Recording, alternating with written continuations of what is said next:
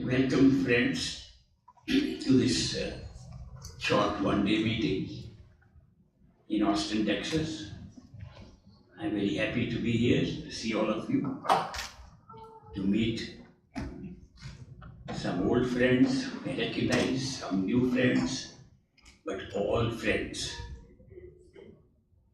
Our friendship comes from a different source. Friendship is not because you have met. Friendship is because we have long ago, one time, shared one soul. We are all soulmates in the real sense. All came from one source, one soul, one totality of consciousness, one creative power. All of us were part of that. So that is why we are all friends. We left each other for some time for adventure. And the current adventure on which we are here is just a visit to this planet Earth. This planet has many forms of life and lot of life, unbelievable life. I've been to the desert, hot sand, nothing there, no trees. They dug up a little sand and some little insects crawled out from there. And I said, even there, life is hiding inside. Life is in so many forms. Large part of life is today underwater, in our oceans. People are thinking when we run short of food, we'll be able to mine all the algae and other high protein food that lies at the bottom of the ocean. All living plants, living insects, living birds, mammals, angels, gods, creative powers, so many forms of life. According to our Indian scriptures, they have listed a number. They say there is 8.4 million forms of life. Jurassic Park, 8.4. And they listed more than half of that is in the plant kingdom. Maybe 5.6 million, maybe 5.4 or 5.6 million is listed in their long list of forms of life to be in the plant life. And then there are other forms of life, rodents and snakes and little insects and bacteria and all kinds of very small forms of life. Then there are bigger forms of life, birds, mammals. Then there is a group of the last 400,000, and those are supposed to be the top. In that, human being is listed as one form of life. So you can imagine how much life is there. All this life came from one source, but became the many. Instead of one, we became many. So we are sitting so many here, and there's so many on the planet. We became many so that what was our original nature can be experienced in different environments, different ambiances. Our original nature has been difficult to describe, but has been given a short word called love. L-O-V-E. We say God is love. God, we think, is the original creative power. When they say God is love, that means at one time we were all part of God, we are part of love. If we are all love and only one, it looks like an abstraction. We are love, not lovers, not beloveds. How does one love become lover and beloved? By the one becoming the many. whole secret of division and separation arises from the fact that an abstract quality, an abstract function, an abstract experience which is not being experienced becomes an experience by the one becoming the many. That is why sometimes we say we have a true home which is not this created universe, because this is so temporary. When we are in a place which is so temporary, how can we call it our true home? A true home is where we belong forever. From there we can go out, visit some place and come back to our true home. So that is why our true home is where the one and the many coexist. Outside of time and space, outside of creation. That is our true home where we belong. Now we have had the experience of love. There are some other experiences also associated with our own true self, our conscious self. Experiences that need not function in time and space. Time and space is a created thing, just for adventure. We don't need time and space in our true home where we are all together, just one. We create time and space in order to have a different experience. That is why we use a little beautiful computer-like device, very good computer-like device called the human mind. The mind is a device that creates time and space. And because the mind creates time and space, its function remains confined to time and space. Main function of the mind is to think. Thinking is a process by which the mind continues to ruminate with language, words, images, whatever it can create, to have a continuous experience in consciousness, in physical consciousness when we are awake, in dream consciousness when we are sleeping, in super consciousness we are in a higher state of being, and in universal consciousness we are in a totality of the universal mind, but it's all in time and space. The mind cannot function. Not even the smallest thought can take place without time. But we, our original self, consciousness pure and simple, life pure and simple, does not need time. Therefore, we are using a device, the human mind, to have a further experience outside of our true home in time and space. So we have come at this moment into a planet called Earth. There may be other planets too. And people are examining where life has come from. They have not found a true answer. The scientists tell us that the life here depends upon a molecule called DNA. The DNA molecule is life. But it need not be any particular kind of life. All life is based upon the same molecule. Through evolution, mutation, we have put more data on that molecule and added more information to that molecule. It's a huge molecule. If we start writing the code, those are also 4-letter words.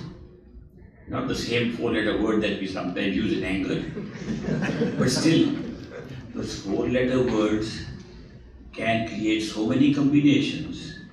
And a project going on, the genome project, is trying to write that. And an ordinary one single DNA molecule taken from a one brain cell has taken 200,000 pages just to write it down. The formula contained in there.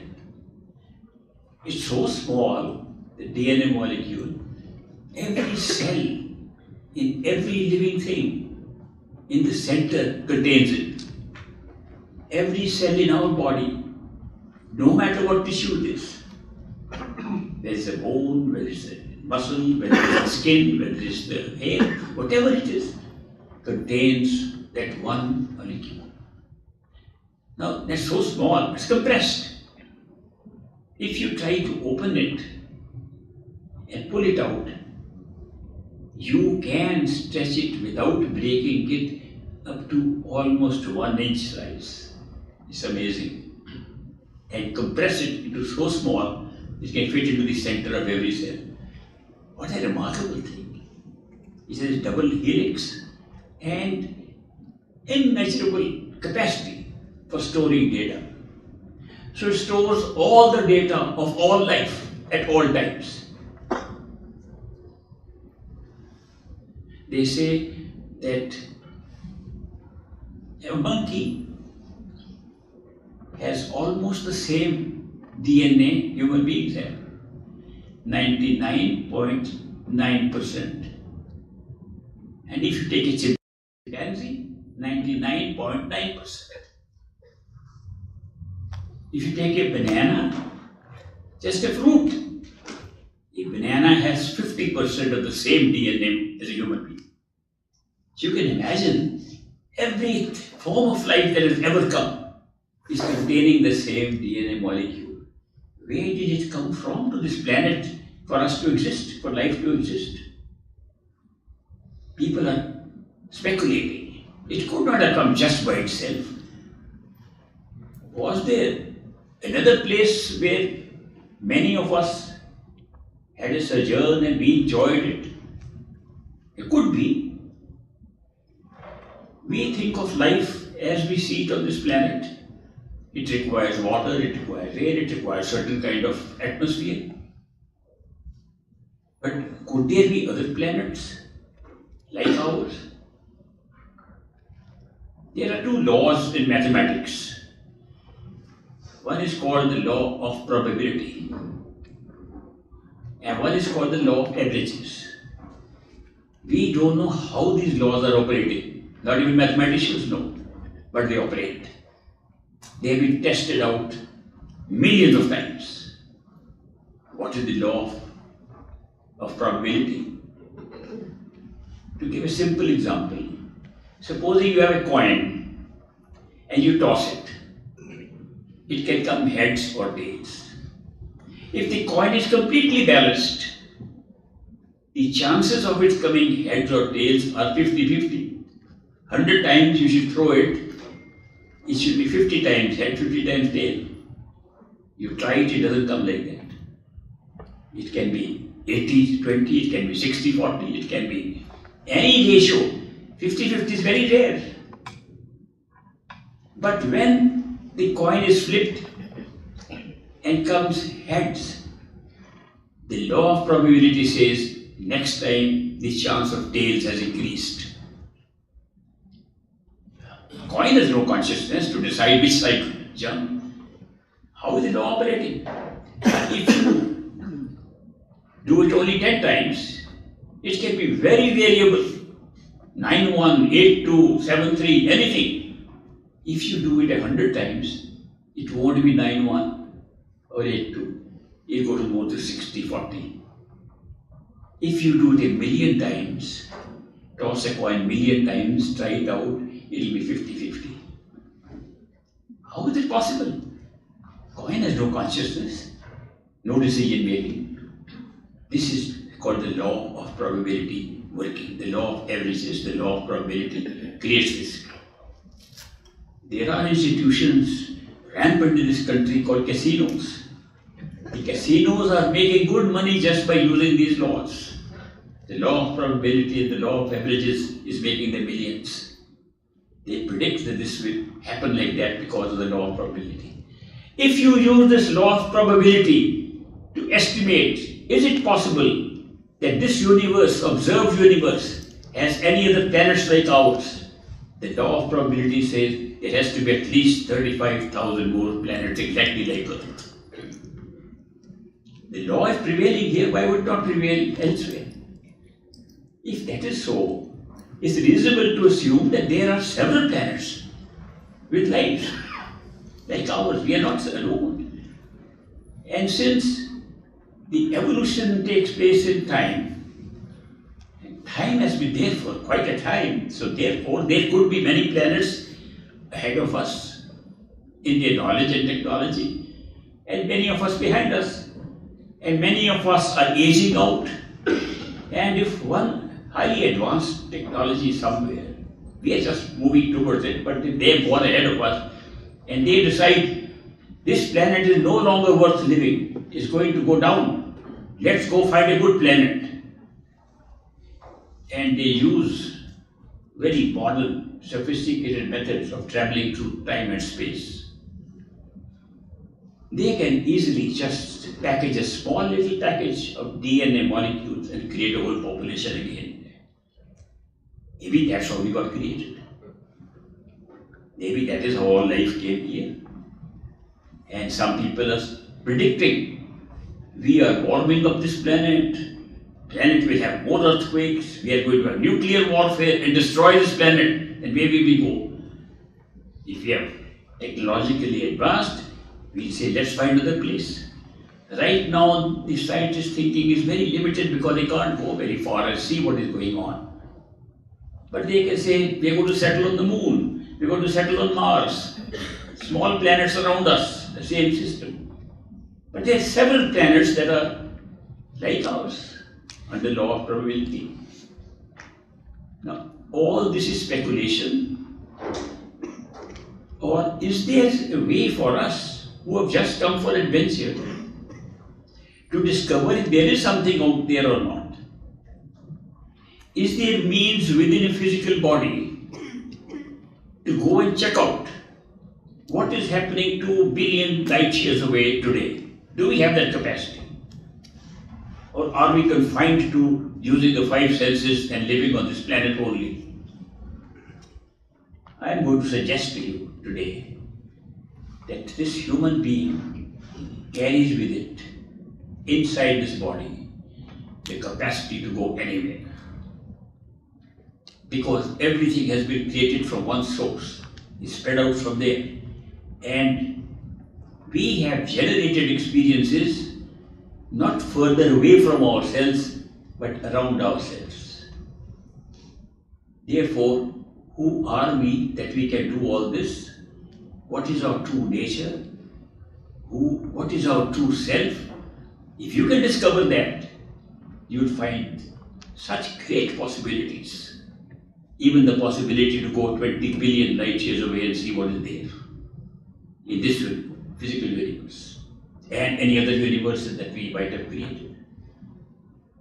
This is a very big secret that people are not aware that the experiences we generate in creation take place around ourselves and not somewhere else.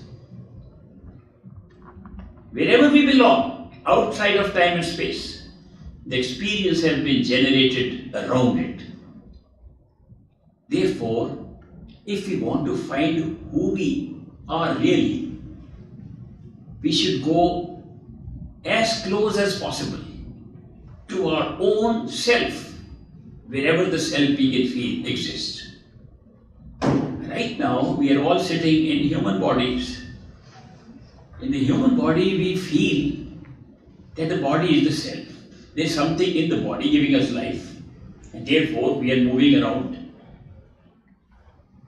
Is the self which we are talking of the creative power, the ultimate reality, sitting inside and the body is outside of it?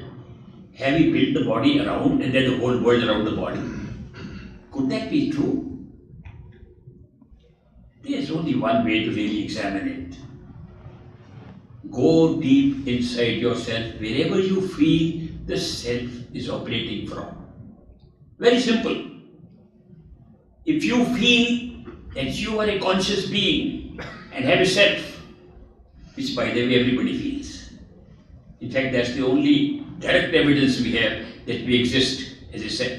We have no other evidence. Other things can all be hallucination, can all be created, but we have no doubt, nobody has a doubt, we as a self exist. And let's say, just examine, let's say the body is not ourself. We are using a body. Where are we in this body as the self? Simple examination. We look at our body. We've got nice hands and feet. We do and we walk and we talk. Are we sitting in the hands, feet? Doesn't look like it. Are we asking this question where we are from our hands and feet? No, not at all. Are we asking it from our bellies, our legs? No. It does not take very long to come to the conclusion whatever we are doing is happening in a very small part of this body called our head. We are thinking with our head. We open our eyes and it's also near the head. We have ears placed near the head. Ears could have been placed on the stomach, on the side of the belly, but they've been placed in the head. Eyes could be anywhere, but you put them near the head. The main perceptions, we are having sense perceptions of seeing and listening, smelling, tasting, all in this small area, all above the throat. And when we are thinking and asking questions, it's all from our head. Where exactly in the head? If we just examine this for ourselves, where exactly do we see things? Where do we hear things? We have 2 ears. Then if we have normal hearing, we hear with 2 ears. 2 ears don't hear the same thing. Supposing sound is coming from the left or the right or the left ear hears more of the sound, the other hears less. What happens? We know where the sound is coming from. Can you imagine if we had only 1 ear, we would never know which direction sound is coming from? Never. 2 ears establishes direction. It's amazing that 2 different levels of sound are coming and we are combining them as one, determining a direction and saying we are hearing only one sound, one word, and we know the direction from where it's coming just because we have 2 ears. But that means the ear is not hearing that one sound, because ears are separate. Where are we combining the 2 to know from direction only one sound is coming? Obviously, that combination is taking place in the head, somewhere between the ears. Okay, let's say we are looking outside. We are looking with 2 eyes. The 2 eyes don't see the same thing. If you have a finger in front of you and you close one eye, the finger is one place, see with the other one, finger is moved somewhere else. They are not 2 fingers, but we see 2 with the 2 eyes. When we join them together, they become one. Where do we see the one? Not in the eyes. Where do we see the one finger? The whole world we are seeing 2 pictures at all times. The 2 eyes can never see the same thing. They are separated. They have used this phenomenon to create 3D movies. They put 2 images on the screen and they give you special glasses. The special glasses merge the 2 and we think there's 3-dimensional distance has been created. Artificial distance has been created merely by putting 2 images and combining them. Through glasses, we are doing the same thing. 2 eyes are seeing 2 different pictures and we are combining them. Where are we combining them? Not at this level, not outside. Combining them inside. Where? At a point, if you carefully examine, same point where we are combining the hearing. We make 2 different sounds into one. We make 2 images into one at the same place in the center of the head, behind the eyes, between the ears, and that point, that notional point in our head, is where we think. Examine carefully. That's where thoughts are coming from. That's where the questions are coming from. Very important point. I would even venture to say that is where the notional self exists at this time. That's where we feel we are operating the body from. Great point. That point, because we combine the two eyes, has sometimes been called the third eye. Third eye center. That point has been called the point. In some Sufi literature, call it the nukta. The point from where your consciousness operates. It's a very interesting phenomenon. What I am mentioning to you is that here is a human body we have, and we have one point in this body from where we are operating in wakeful state right now. Therefore, if we have to examine what is the nature of ourself, who are we? Obviously, the place to examine would be that one point, not anywhere else. Can we go there just to examine? We can't break open our head and go and look what is there. Surgeons have done it. They've seen some gland there, the pineal gland and the pituitary body, and they've seen the center, well-protected place, most protected place in the human body with a big skull, strong skull. That particular point from where we are operating happens to be the most protected place in the body. Interesting. But when you open up the grey matter of the brain, and that doesn't reveal where the consciousness is coming from, where life is coming from. Is there any other better way to go and find out what is in the center of our head from where we are operating, where we seem to be existing as consciousness? There is one good way. I am going to suggest that. And that way is called traveling with your attention. When we use attention, there's a beautiful thing, attention. I don't know if you have understood the nature of attention. We all put attention, we read books attentively, we talk to people attentively, but have we understood the nature of attention? We have a certain facility we call consciousness. What is consciousness? Consciousness means the ability to be conscious or be aware. If you can't be aware, you are not conscious. But if you have awareness, then you can be conscious. But consciousness can be being aware now, and then cutting off the awareness, being aware again. I can remember the car I came in from outside, and I'm talking to you, I forget about the car. Anytime I like, I can remember the car again. Car is part of my consciousness, whether I'm aware of it or not. So consciousness is potential for awareness. Total consciousness is a total potential for any awareness we like. That's the nature of consciousness. Awareness is limited to what part of consciousness we are using now. We are aware we are sitting in a hall. We are aware there are some beautiful flowers on my side. It's our awareness. I am looking at you, but from the corner of my eye, I can see that the flowers are there. I have seen the flowers. I turn this side. I am not seeing the flowers. I am aware the flowers are there. So understand the nature of awareness as a limited part of consciousness, which is part of your awareness, not necessarily of your perception. Sense perception does not show me flowers when I turn here. Awareness is still there. In awareness, we have something else. If I look at the flowers and start looking at the beauty of the rose, say, look at the color, I can then put attention. Attention is part of my awareness. I can place wherever I like.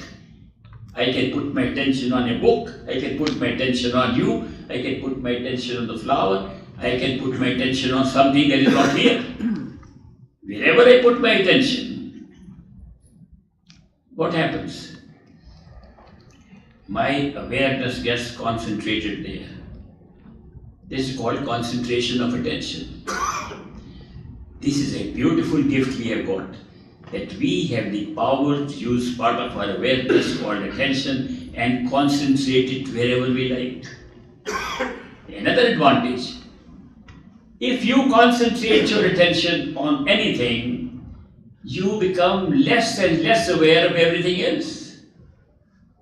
That's a wonderful thing. That means you not only have the power to generate more awareness by using attention, with the power to become less aware of something by putting attention somewhere else. What a wonderful gift we have. That means we can travel anywhere we like for knowledge, for awareness. Through this great power of concentrating attention, increasing awareness where we have putting attention, and becoming unaware of other things. This process which we can use in order to discover who we are at the third eye center in the center of the head. This process we can use by putting attention on the center of the head and concentrating it there. This is called true meditation on the self. What is meditation? To meditate upon something means to think about that, to put attention on that. That's meditation. If we meditate upon the third eye center, which is inside our head, what will happen? If we put our attention there and concentrate it there, our attention will hold whatever we are trying to find there and gradually not think of what is happening outside. We become more and more unaware of what is happening outside. And if we localize our attention behind the eyes, we will not even be aware where our hands and feet have gone. You can try it out. If you put more attention and concentrate it there, you won't even know where the bottom of your body has gone. It appears that when we put attention on the third eye center behind the eyes, we become unaware of the world around temporarily and also become unaware of our own body. If you keep the attention continuously there, we can become completely unaware of our body. Good meditative experience, good meditation to discover what is there. We have brought the awareness there. What will we find? Supposing we do this, we can all try it and see what we find. What are we likely to find? We are likely to find thoughts. Because we are constantly thinking, thoughts will become very clear and loud. And this is what we are thinking all the time. Thoughts will become in front of us. Images will come. Memories will come. Lot of stored information will suddenly come in front of us.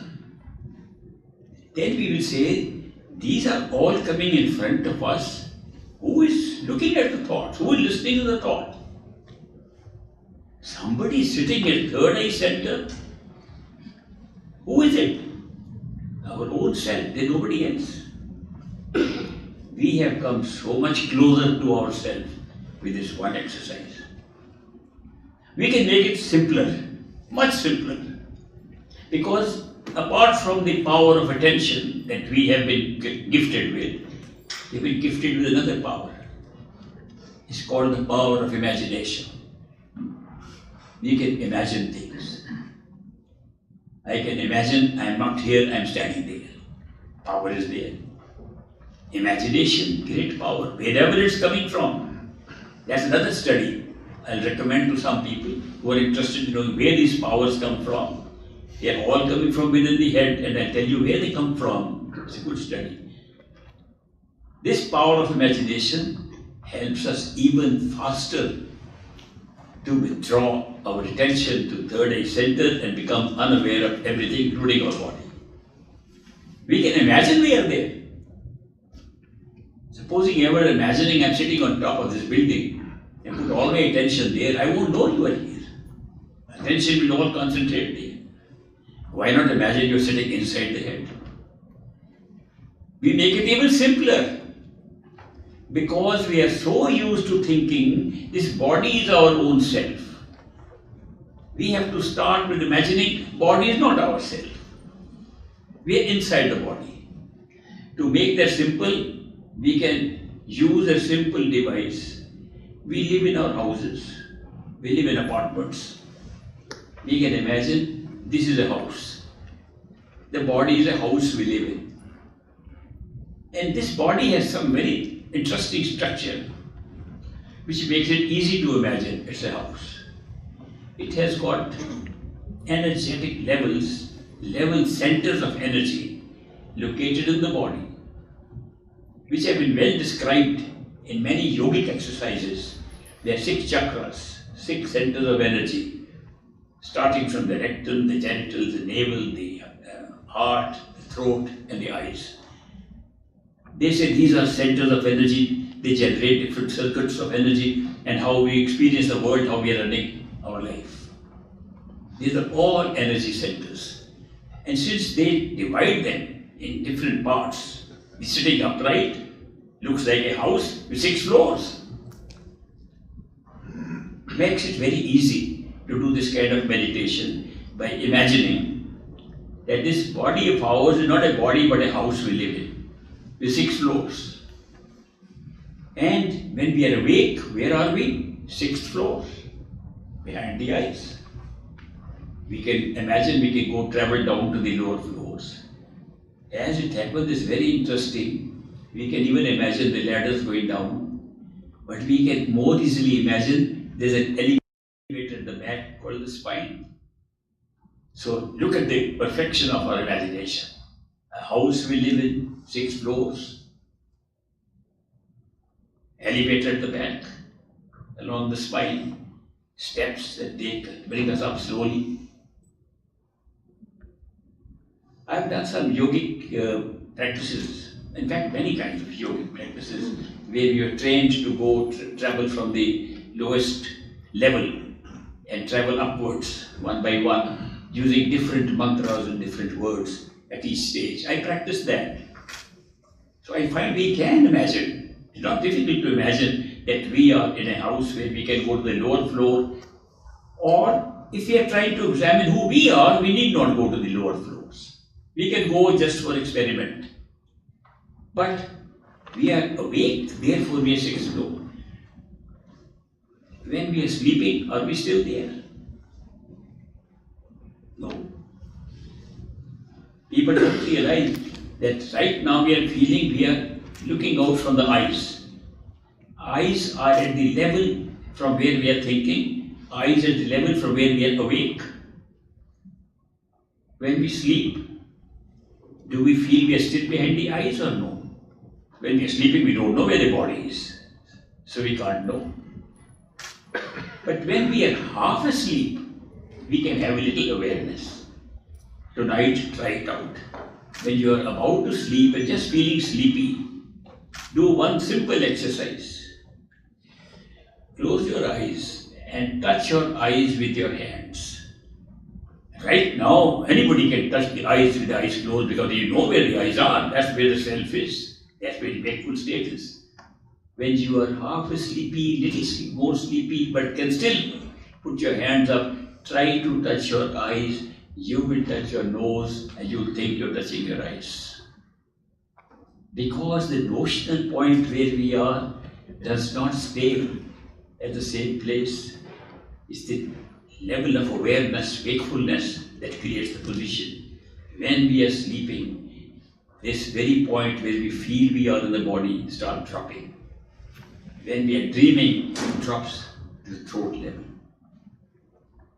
If in a dream, you could suggest to a person who is dreaming, touch your eyes. The person, he will touch his throat and think he's touching his eyes. These experiments have been actually done. In the 60s, I came to the United States and there were a lot of investigations going on the nature of sleep and dreams.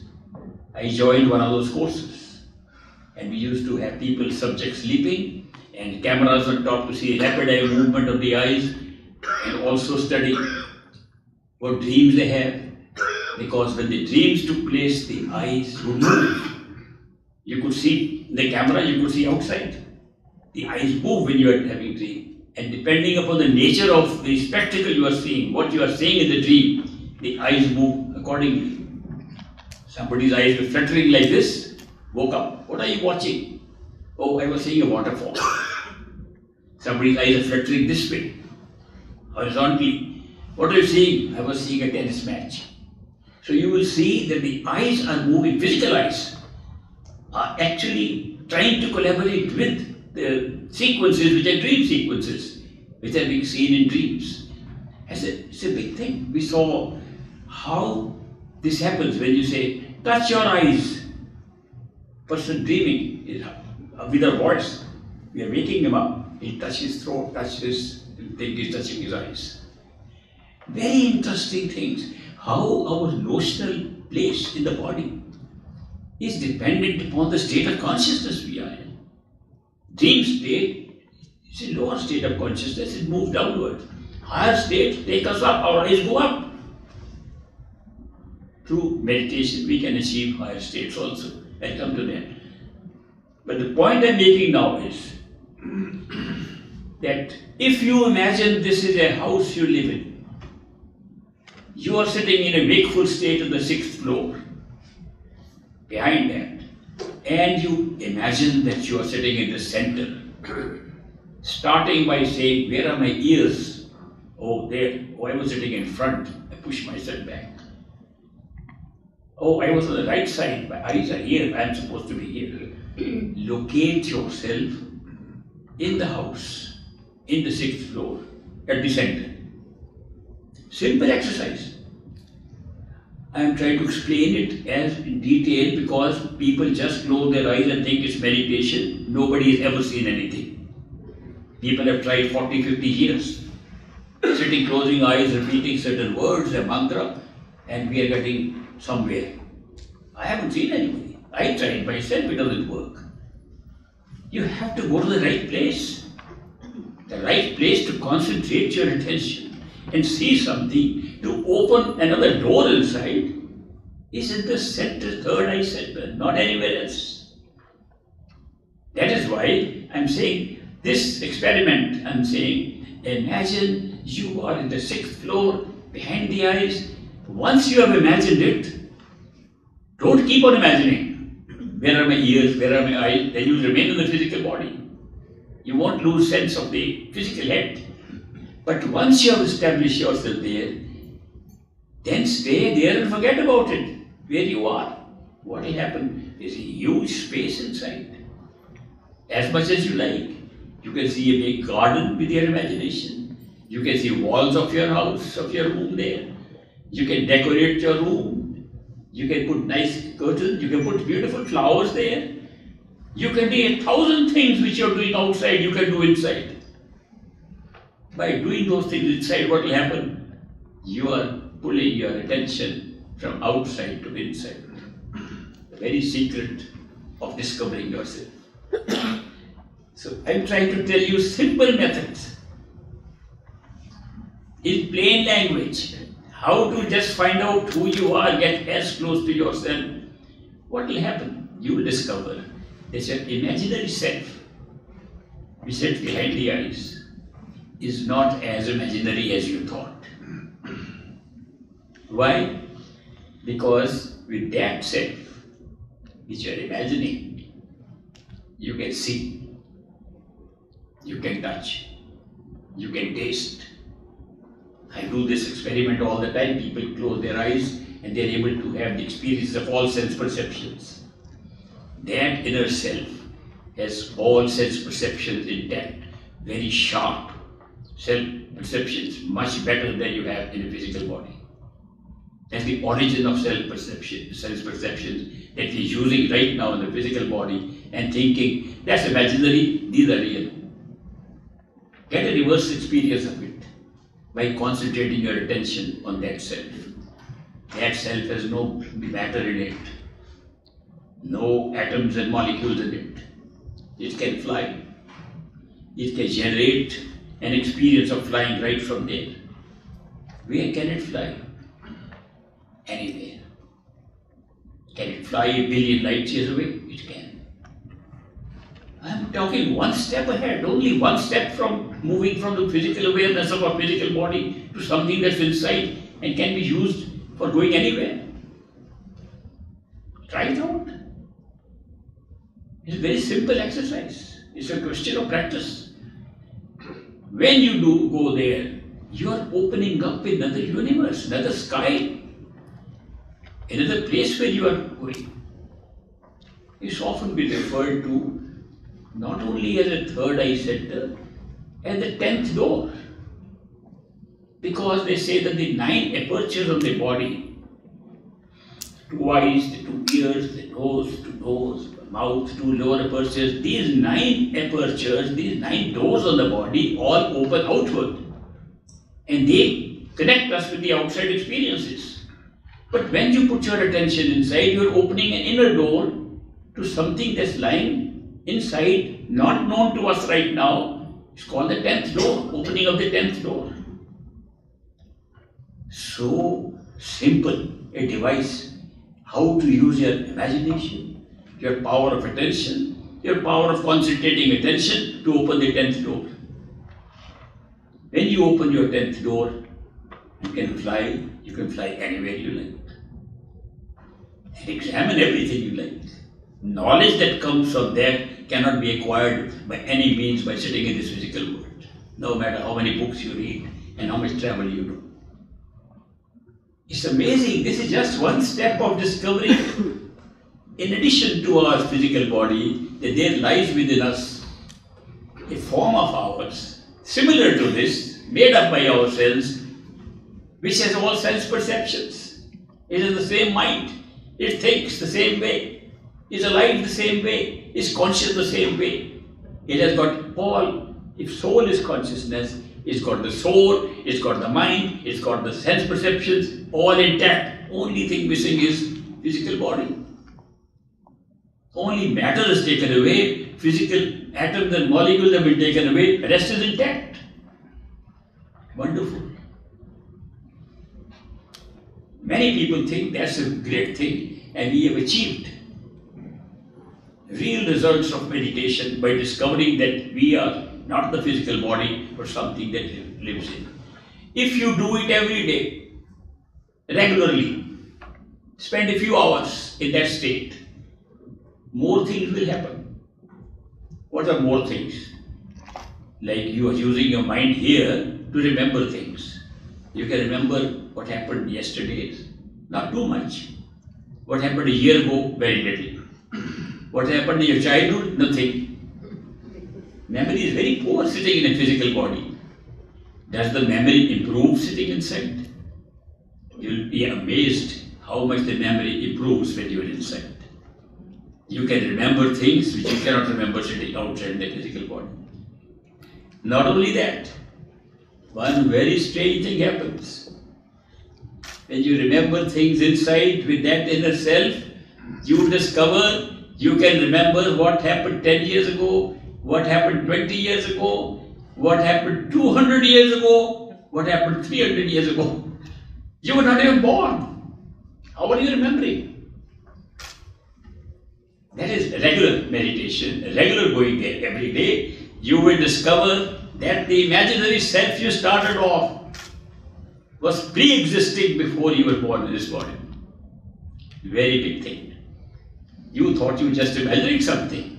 And suddenly the memory recalls that that one which is sitting inside you, which you thought you just discovered by withdrawing your attention from the physical body, had a longer life. If you spend more time, something even more wonderful will happen. You will be able to project that what is going to happen tomorrow. Just thinking in that body becomes clearer than thinking in this body. And your speculation of what can happen, you say, yeah, after 2 years I can do this, after 20 years. When you think in the physical body, you think you'll die by that time. The inner body, you can see further ahead. One big thing happens if you experience that, the fear of death will go away forever. You will know you never die. When this physical body dies, that's a lie. That's a lie. It's intact, same mind, same soul, same sense perceptions existing and can manifest in another body.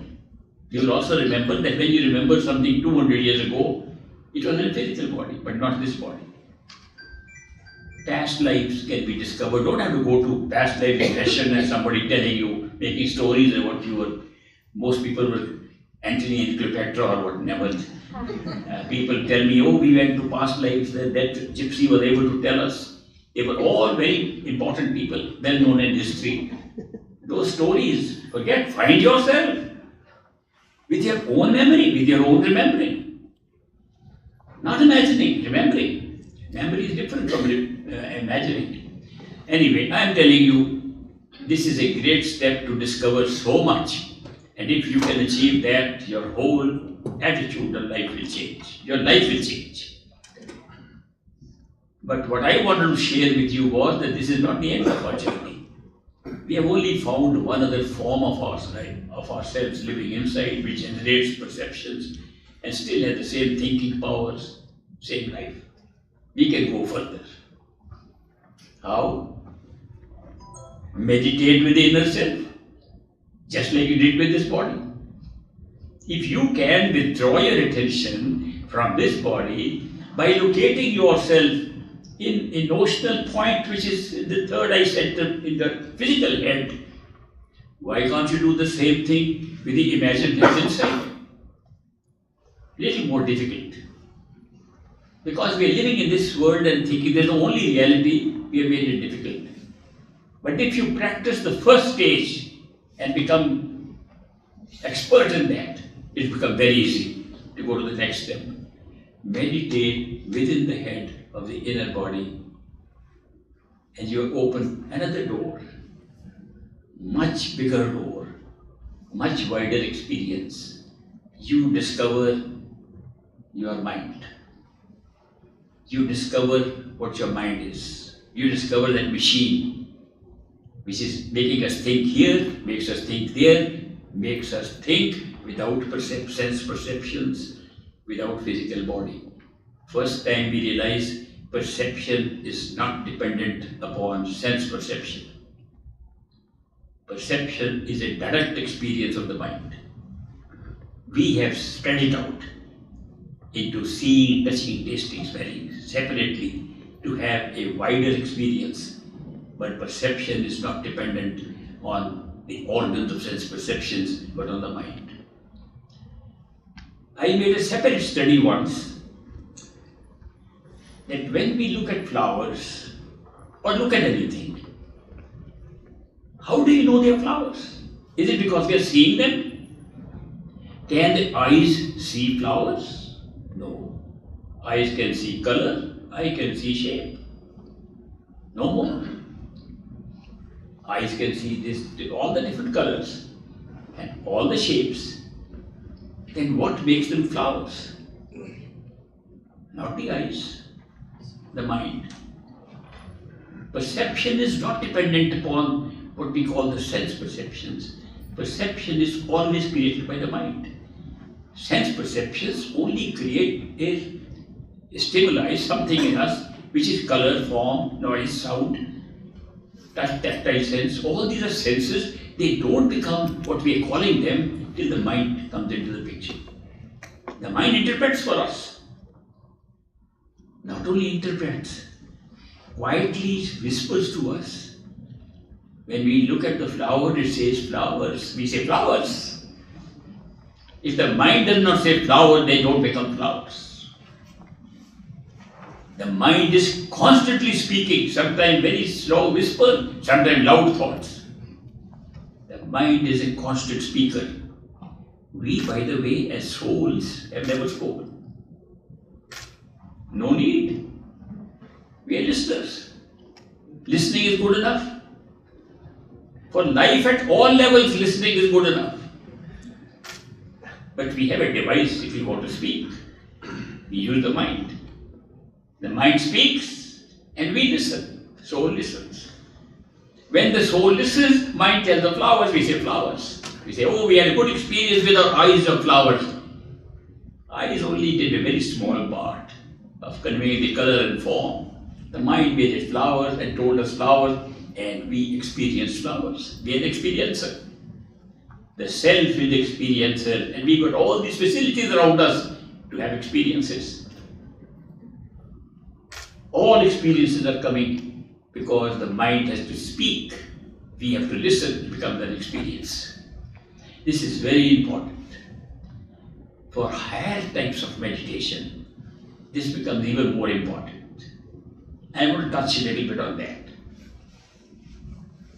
How listening is a capacity of the soul, which is more of the self than the mind. Mind is merely attached to it, to create time, space, and thinking and speaking.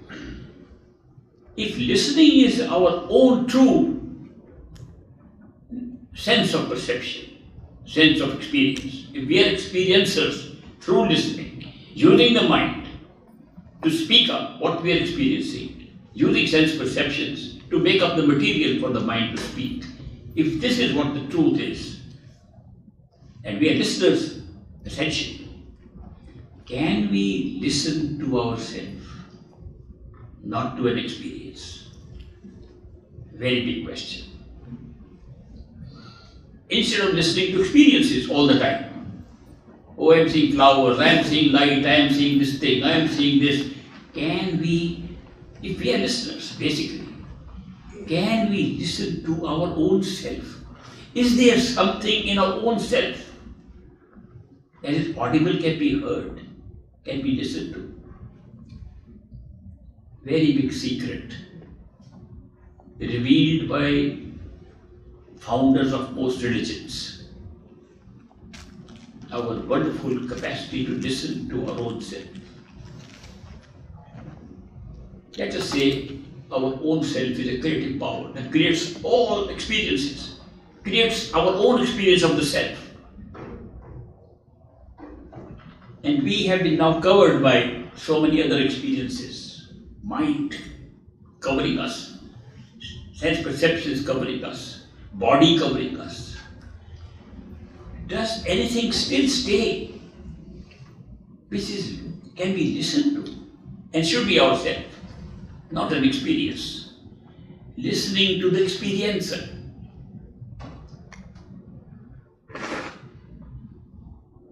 We have ourselves designed something beautiful. That the power that creates everything, when it comes down to the level of a physical body like this, it should be possible to listen to it. Therefore, it emanates something which we call sound. Because our whole concept of listening, the physical body, is sound. When we say, oh, listen to something, it has to be sound. It can be called sound, it can be called word, it can be called language, it can be called anything that's audible. No wonder Rig Veda, the oldest Vedic literature we have, describing the creation of this universe, says, in the beginning was the Nod, the sound. All things were created by the sound, audible thing. In the Bible, John's Gospel starts with these words. In the beginning was the Word, and the Word was with God, and the Word was God. Some of my Christian friends come to me and say, have you got a good definition of God? I said, I don't need it. It's given by John. He said, the Word is God. Very clearly. Opening verses. Why? How can a word be God? Audible. They have used similar. Islam, same thing. The Bang-e-Asmani, sound from the sky. Same thing. I studied 11 religions when I was at Harvard University studying economics, but I on the side was studying religion. They refer to this audible thing and the origin of all creation. Why? Because it can be listened to when we have physical bodies. Amazing thing. Now, I give you a little tip for those who do meditation. If you are doing meditation by using a mantra, a repetition of words, which a lot of teachers tell us. You go to teachers of meditation, they will teach you mantra, simran, some words to repeat, and they say keep on repeating. If you repeat words, you don't get much. Because you can't think so as much as you normally do, because you are repeating words, especially with the mind. It helps you have little peace of mind, some calmness. But no inner knowledge, no knowledge of yourself at all.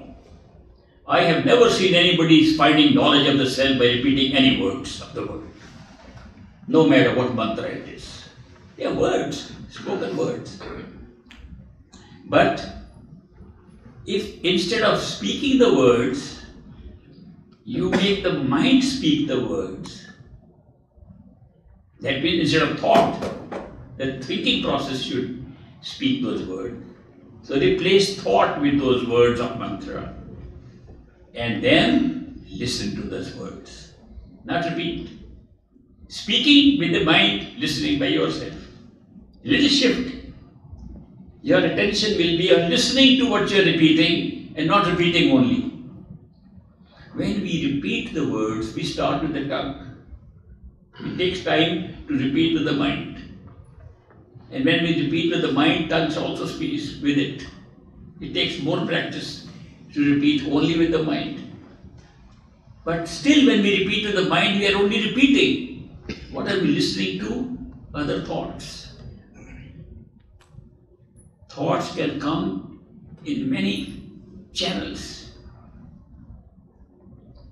People are repeating words and thinking, are we doing it fast enough? Are we doing it slow? Where is that thought coming from? If our mind is occupied in repeating words, where is the second commentator coming from? Same mind. Mind has several channels of thinking. You repeat with one channel, the mind starts thinking in the next channel, in a finer voice. You think of the second, combine both of them, it's our third one. These are experiences we have had when you put attention on how the mind works. Therefore, the mind, when you just repeat, speak with the mind, mind is thinking of everything else in the world. Attention is never over there, third eye center. But if you listen to the mind attentively, what you are repeating, the power of listening draws your attention to third eye center. And another thing happens then. I don't know how many of you tried. If you try to listen to the words you repeat, other sounds can be heard inside simultaneously. Other sounds, sometimes they sound like chirping of crickets, sometimes they sound like little bells, sometimes they sound like thunder, sometimes sound little drums at a distance. All kinds of sounds start coming up just by practicing listening to the sound you are generating by speaking. If you stop listening to the words you are repeating and just become a listener to the sounds existing and concentrate on those sounds, you will see there are many sounds. Look like they're coming some from the right, from the left, from above. And you narrow it down to the center. You will hear a sound that is very similar to the sound of a big bell. A big bell, when it rings, dong, dong. If you increase the speed of that bell, instead of dong, dong, it's dong, long peal. That long peal seems to come from the center. You say, is it coming from the top? Yes. Down? Yes. Right? Yes. Sound of the self can be heard by becoming listener of your repeated sounds. When you hear the sound of the self and concentrate your attention on the self, you open the inner door of the second stage faster than any other means I know of. I've tried many methods. This particular type of yoga has been called Surt Shabd Yoga. Surt means attention, Shabd means sound, Yoga means union with your higher self. That means you can listen to your own self, listen to the sound of the self, fastest way to put your attention on the self and open up further doors inside. excellent. Everything is already there. These are not special people who can do this. We all have the same facility. No matter what country we are born in, no matter what culture we belong to, no matter what religion we belong to, nothing has to be changed. This is not going to be developing a new religion or developing something else. Discovery of your own self. And if you study the scriptures of your own religion carefully, you will find they're all hinting at this. All hinting the kingdom of God is within you. This is the real temple of a living God. This is the real temple. This is the real place where you can find things. They all are saying that. But we don't try to find what is inside. We think reading that is good enough.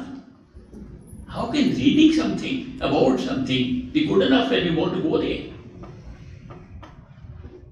I can read great literature on the beauty of the paradise island of Hawaii.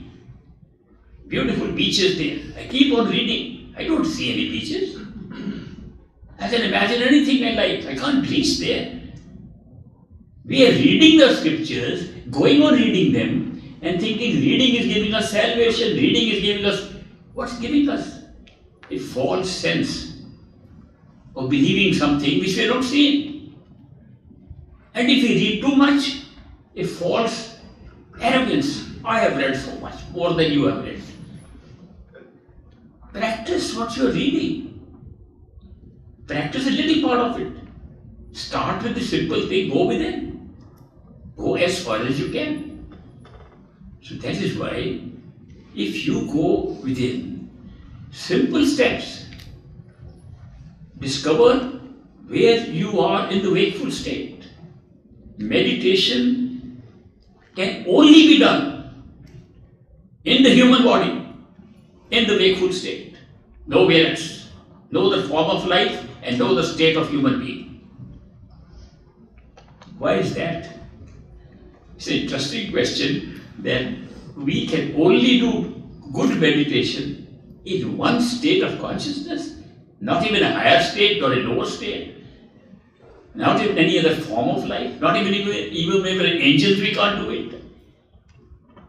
How come? How have we been so restricted that we have to be human beings awake to be able to find our own self and no other way? The reason is very simple. As human beings, we have been blessed with ignorance of the future.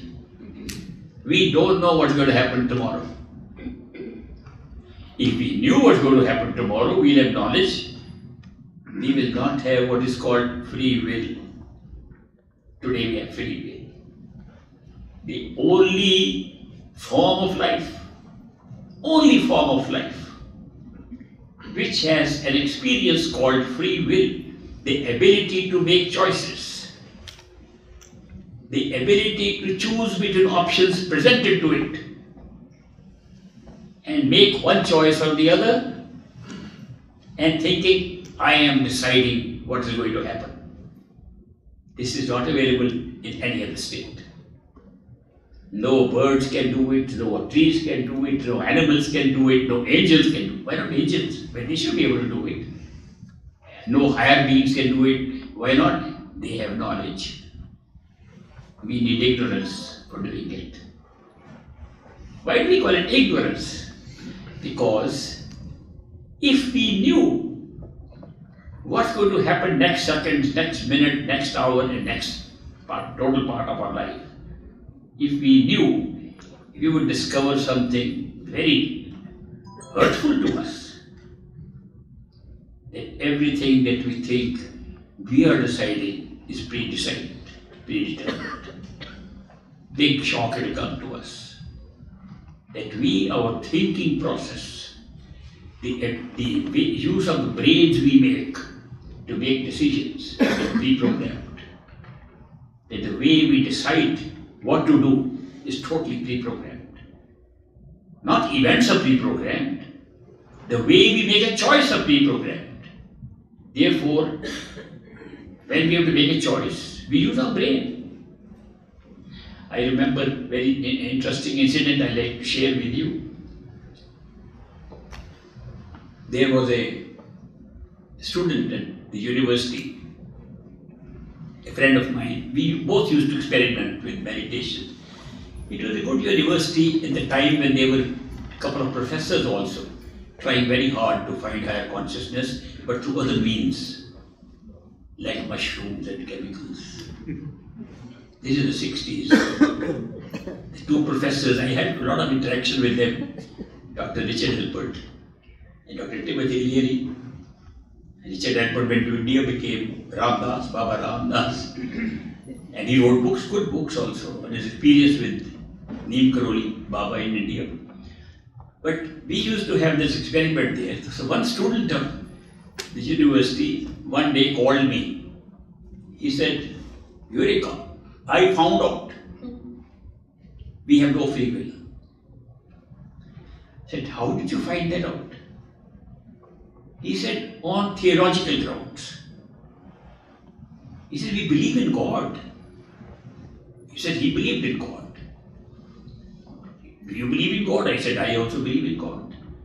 So at least we have something to start with, belief in God. And God is defined very clearly.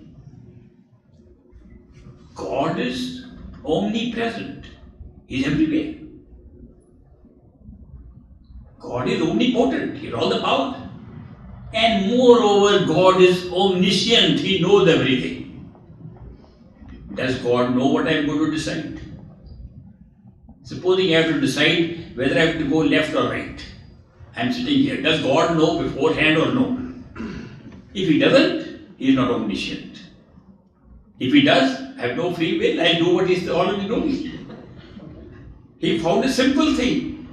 He said simply on theological grounds, we have no free will because God knows everything beforehand. We are just acting according to God's will. Nothing, we have no real chance. I said, please come over to my apartment and let's study this a little further. So I played a little trick on him. When he came, on a tray, I placed a cup of coffee and a cup of tea and an empty cup. When he came, I said, oh, by the way, would you like coffee or tea or nothing? I've got all three on this tray. And don't use free will, you don't have any. He was stumped. He said, just with coffee, you broke my whole awareness of today. I said, I am going to prove to you, you say you have no free will, I am going to prove to you, you cannot avoid free will. You say, don't want it, free will. Coffee, free will. Tea, free will. You have no option at this time except to use your free will. Free will is inevitable. How can you say there is no free will? You're experiencing it right here. Tell me how to get out of it. No way to get out of it. Free will is a must. Every time we decide, a man says, I have no free will. He used free will to say that. He could have said, I have. We are presented options all our life. And we make choices all our life. The experience of free will is one of the greatest experiences, and only human beings in the wakeful state have it. What's the advantage of this special thing? It's only the experience of free will that can give you the free experience choice of becoming a seeker of the truth and going inside. You wouldn't have this choice at all. Imagine the beauty of being human beings. Imagine the fortunate state we are in, of being human beings awake. The only state where we make choices. The only state where we can become seekers. And when we seek something, we find it. If we don't stop on the way. That's our nature. Seek and you will find. And we can become seekers. Seekers of our own self, when we are human beings and awake. That is why meditation is merely a technique, a technology, a method of discovering ourselves. Seeking is the secret. What will happen if you really seek and do nothing else? Just say, I am a seeker, I am sitting somewhere and seeking. Do you know what will happen? If everything is predetermined, there must be a pattern already predetermined for that too. There is a predetermined pattern if you are a seeker. You think you are seeking and trying to find something. Won't happen like that. What you are seeking, the means for the seeking will come in front of you by itself. Seeking is not an independent action. Seeking is designed to bring into your capability, your ability to find what you are seeking. You will notice in your life, when you seek something, circumstances are created around you to help you to find what you are seeking. Automatically. So what happens when one wants to seek one's own self? Just a seeking insight. What happens? By coincidence, by strange circumstances, a person comes into our life who talks about the same thing what we are seeking. Has always happened. If you're not seeking, no, such a person never appears. When you're seeking, somebody comes up. Maybe one person, two persons, maybe many people talking same thing, what you're seeking, and somebody telling you this is the way to do it.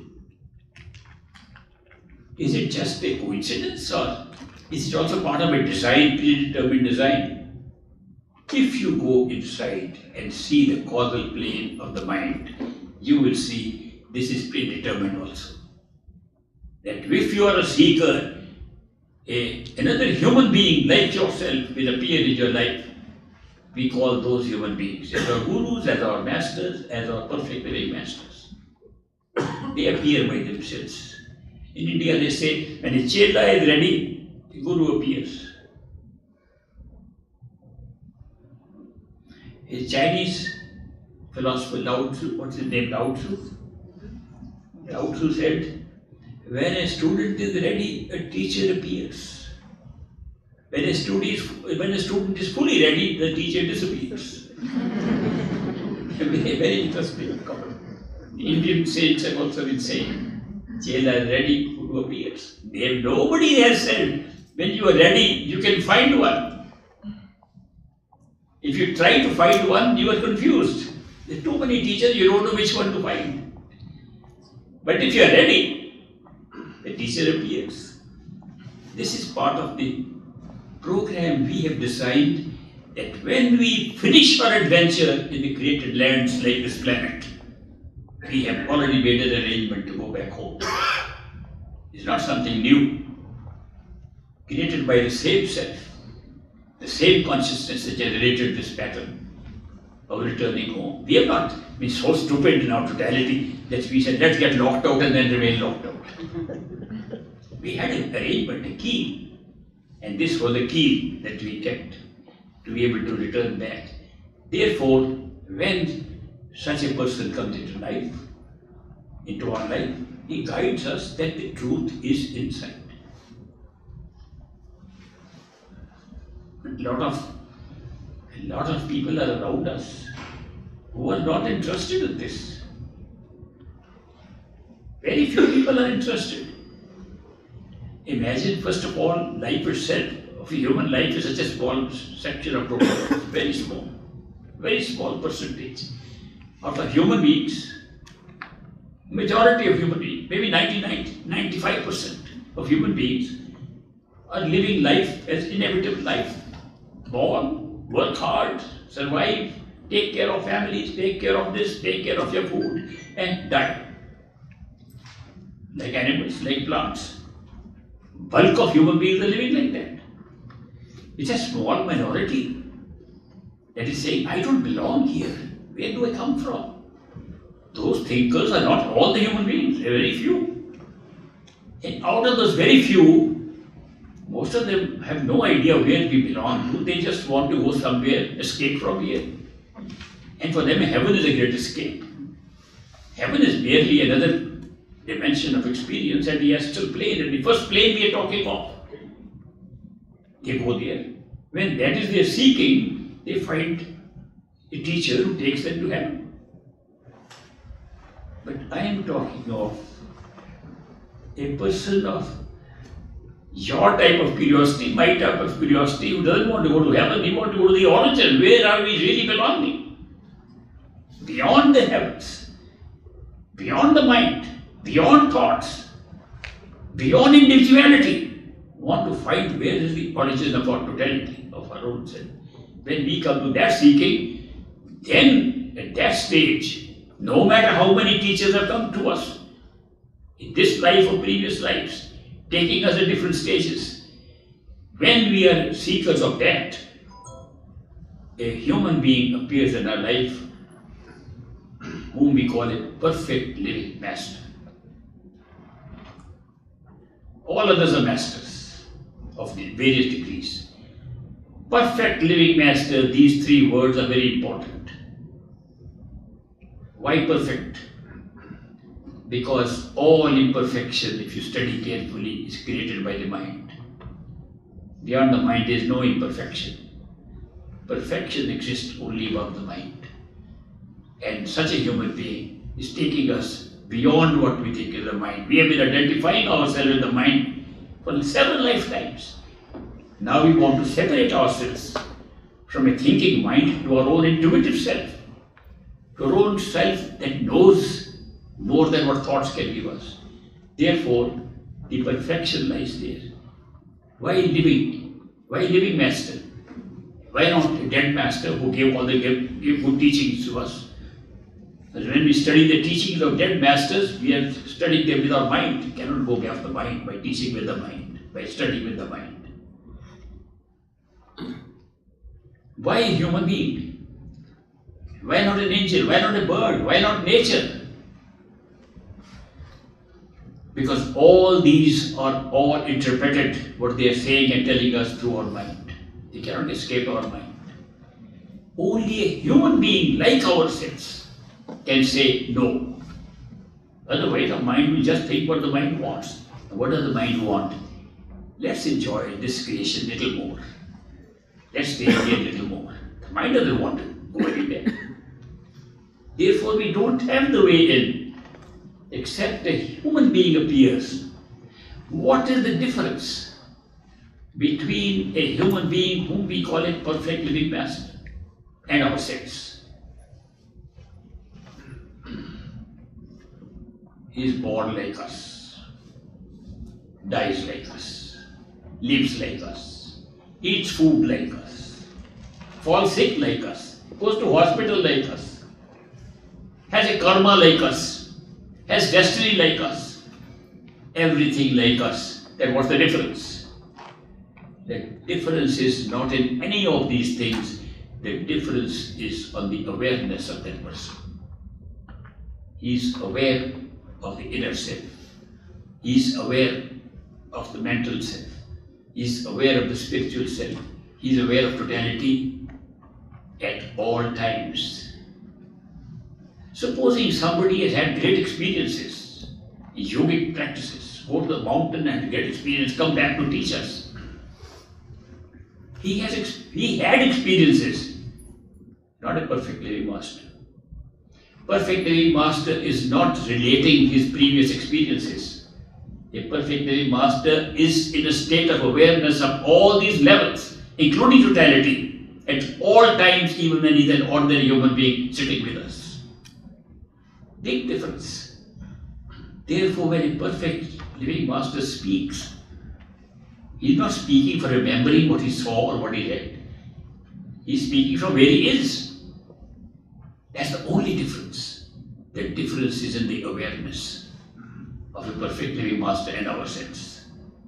Perfect living master is aware of all states that which we possibly can be in. Why can't we be in that state also?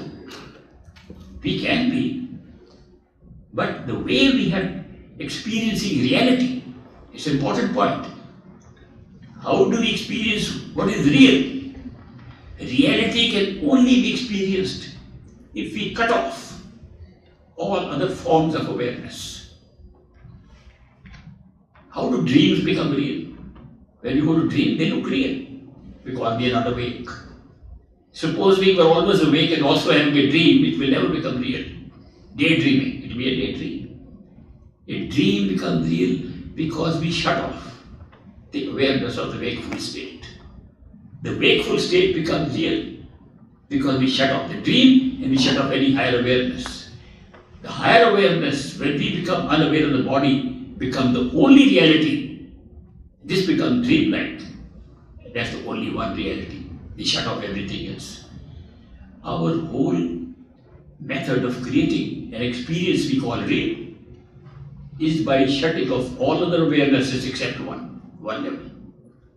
And how do we verify this is real? By using the means of that very level, not another level. We have no access to the other levels to examine the reality of any level. I want to know, is this table real? Is this glass of water real sitting on this table? What's my method of finding the reality? I can touch it. Taste it. Very good. Taste good. I can touch it, see it. All sense perceptions are confirming it's real. Now let me say, supposing I am having a dream. I see the same table in the dream. I see the same glass in the dream. And I want to say, is it real? And I pick up the glass. I can pick it up, I can touch it, I can feel it. I can drink it. Taste the same like it tasted now. I said it's real. And I wake up. There was no glass. It was not real. How did I think it was real? Because I was testing reality with perceptions at the same level, not wakefulness. It became unreal only when I woke up and remained real because the method I was using for checking reality were a combination of sense perceptions at the same level. That's what we are doing here. All our reality of this universe is coming by touching with different sense perceptions. I can see it, I can touch it, I can smell it, real. And when we wake up, they all disappear. Except one thing does not disappear.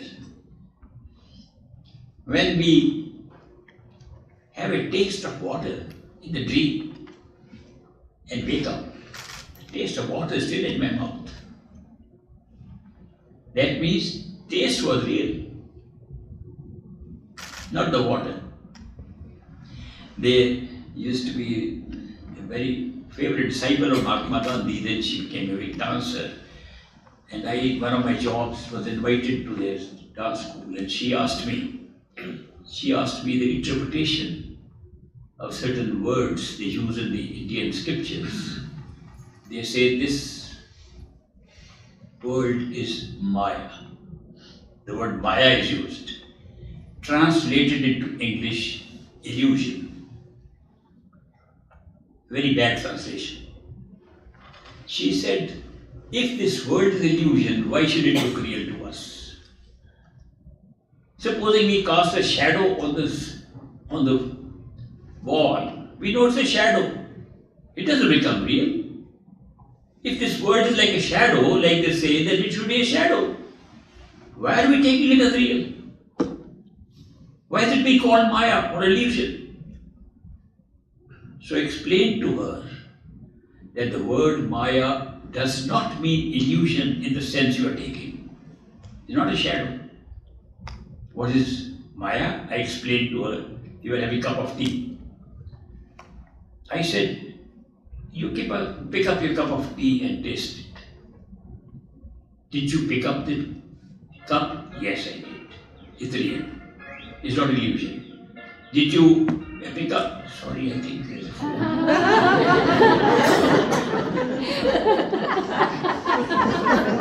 This thing can supersede me. Technology supersedes us. I said, if you taste the tea, did you actually taste the tea? She said, yes. I said, how can it be unreal? How can you call it illusion? You have touched the cup. You've tasted the tea. How can you call it illusion? That's not the meaning of the word Maya. That you are not having any real experience, all shadows. Not at all. Your experiences are absolutely real. No illusion. I'll tell you what the illusion is. Because the experience is real, you think the cup is real. You think the tea is real. That's not. Illusion is very different. You are taking the objects which are part of the experience as real, where the experience is real and not the objects. That's a very deep meaning of Maya. Then I explain the same thing like I did now, that if you have a dream, in the dream you have tasted something good. You wake up, the taste is still there. The taste was not unreal. The object which you thought created the taste was not real. Taste created the object and not the object creating the taste. We have misplaced the cause for the effect and the effect for the cause. We say the world exists, therefore we see it. The truth is we see it and therefore the world exists. We have just misplaced these two, and that's what the word Maya says, that the experience is being considered as illusion and not the objects that are created. We think objects create experience, the truth is experience creates objects. And dream is a good example, and this is also a dream. Therefore, sometimes these various levels of awareness are described as levels of wakefulness. We awake to a higher level and discovered, oh, that was not real what we saw, the experiences were real. Experiences are always real. The experiencer is always real, but not what we think are the objects of experience. Those when we wake up, they disappear. Higher we wake up, they more disappear. Eventually, everything disappears. They are all created, except the experiencer, whom we call the self. The self continues to be the experiencer, and the most beautiful part, the self never changes no matter what your level of consciousness is. Whether you are total, only one, same self. Same self is being experienced in us today, right inside. In the dream, you have a dream body, not this body, same self. Self never changes, everything else changes. Therefore, if you want to define reality as that what does not change, the only thing that never changes, no matter what, is the self, and everything else changes. You want to find something real, find yourself. Go within yourself and find the true self, hiding inside this so-called cover of a self. These are very beautiful covers, very beautiful experience they give us. Physical body, wonderful cover. Inner body, sense perceptions, wonderful cover. Mind thinking, mind, wonderful cover. Individuated soul, wonderful cover. Total soul, our true self, same self having all these experiences. Can you imagine? All this is open to us when we are human beings and seekers. I congratulate all of you for being seekers of the same truth that I am seeking. We are co-travelers on the same path. I shared these experiences with you, shared this information with you, because I was very lucky to find a human being who was a perfect living master. You see his photo here? His name was Durbaran Baba Sawan Singh. Great master, we call him great master. All I have shared with you is the result of his teachings. All is the result of just following what he said. I give all the credit for all my experience to him, to one man, that he could transform not only my life, everybody's life. You want to get away from the ups and downs of this life? Use one little tip of mine. Instead of feeling you are living in this body and going through the ups and downs of this body, from this moment start thinking you are living inside the body, behind the eyes, and watching this life. Watching this drama going on. There are so many actors you will meet. Your relatives, husbands, wives, children, parents, business people, all actors on the stage. and all acting their part according to their own script of what they are supposed to be doing and saying. You sit there and watch. Take it easy, relaxed chair and sit and watch the show.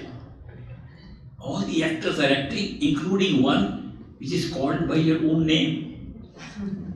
Your body is also one of those actors.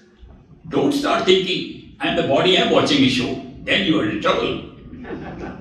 You have to separate yourself and the actor in whose body you are sitting. I'll tell you, we go and see a movie, it's on the screen, and we see it from an audience. Show is taking place, we see drama on the stage. We are sitting further away from it. Tragedy takes place there, people kill each other on the show, on the movies and in this. We don't move from our chair. We know it's a show going on. We just, we can become alert. We can come on the edge of the chair.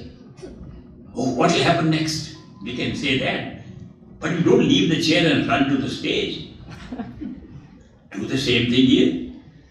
Sit there and get alarmed if something is happening, but don't leave the chair. Keep sitting on the chair and watch the show. All you have done is very simple. Show was taking place. Instead of being so far away in the audience, you said, let me go close. You came close to the audience. You said, let me get into one of the characters and see more closely. You jumped into the head of one character who you are thinking is yourself. You are not the self, that's one actor. You are sitting in the head of one actor.